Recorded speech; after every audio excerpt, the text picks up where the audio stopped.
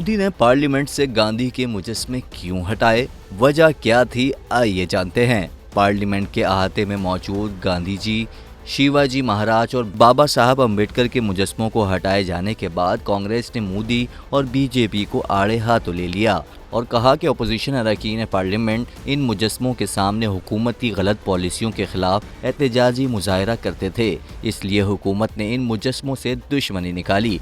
कांग्रेस रहनुमा पवन खेड़ा ने कहा कि इंतखाबात में आइन को बचाने की मुहिम शुरू की तो भड़ास निकालने के लिए अम्बेडकर जी के मुजस्समे को उसकी जगह से पीछे धकेल दिया। फिर जब महाराष्ट्र की आवाम ने इंतखाबात में जोरदार जवाब दिया तो बदला लेने के लिए शिवाजी के मुजस्समे को भी हटा दिया। और अब इंतखाबात के दरमियान नरेंद्र मोदी ने कहा था कि गांधी फिल्म आने से पहले महात्मा गांधी को कोई नहीं जानता था। जब आवाम ने इंतखाबी नताइज के जरिए इसका जवाब दिया तो गुस्सा निकालने के लिए गांधी के मुजस्समे को भी हटा दिया गया।